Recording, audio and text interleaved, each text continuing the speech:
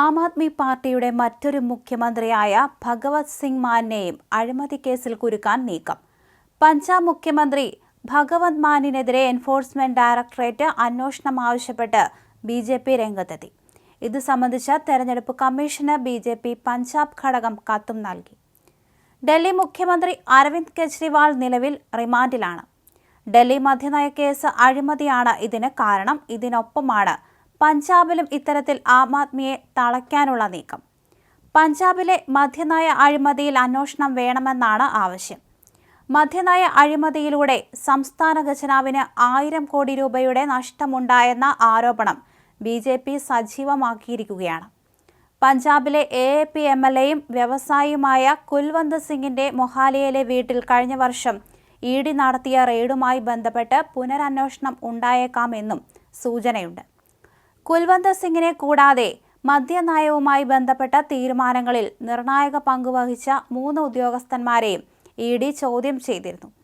പഞ്ചാബ് മുഖ്യമന്ത്രി ഭഗവത് മാനിനെ സംസ്ഥാനത്തെ ആം ആദ്മി പാർട്ടിയുടെ ചുമതലയുള്ള രാഘവ് ചന്ദയുടെയും മൗന അനുവാദത്തോടെയാണ് മദ്യനയ അഴിമതി നടത്തിയത് എന്നാണ് BJP ആരോപണം. ഇതിലേക്കും അന്വേഷണം എത്തിച്ച് ആം ആദ്മിയെ തളയ്ക്കാനാണ് നീക്കം.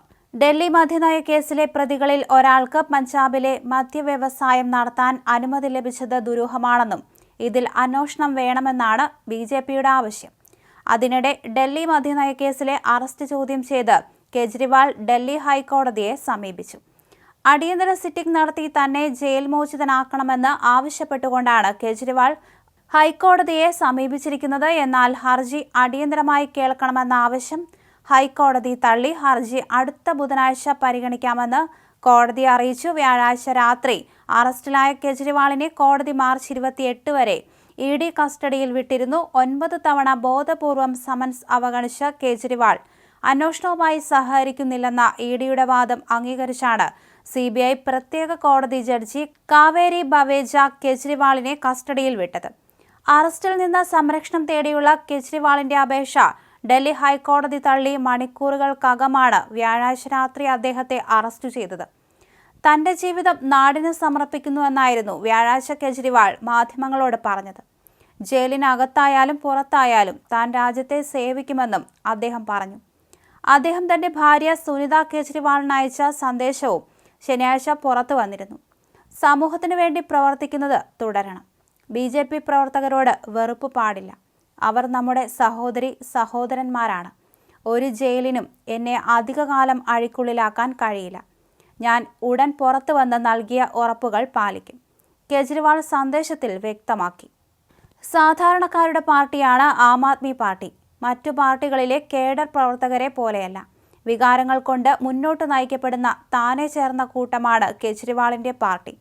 ഡൽഹിയിൽ പെൺകുട്ടി കൂട്ടബലാത്സംഗത്തിനിരയായപ്പോൾ പ്രതിഷേധിക്കാൻ തനിയെ നയിക്കപ്പെട്ട ആൾക്കൂട്ടമാണ് ആപ്പിന്റെ പിറവിയിലേക്ക് നയിച്ചത്. അഴിമതിക്കെതിരെ പൊരുതുന്ന പാർട്ടിയുടെ നേതാവിനെ ഇപ്പോൾ അഴിമതി കേസിൽ ED അറസ്റ്റ് ചെയ്യുമ്പോൾ ഈ സാധാരണക്കാരുടെ മുന്നിലെ വില്ലൻ BJPയും കേന്ദ്രം ഭരിക്കുന്ന മോദിയുമാണെന്ന് പറയപ്പെടുന്നവരുണ്ട്. എന്തായാലും കെജ്രിവാളിന്റെ ഹർജി ബുധനാഴ്ച പരിഗണിക്കാമെന്ന് ഇപ്പോൾ കോടതി അറിയിച്ചിരിക്കുകയായിരുന്നു.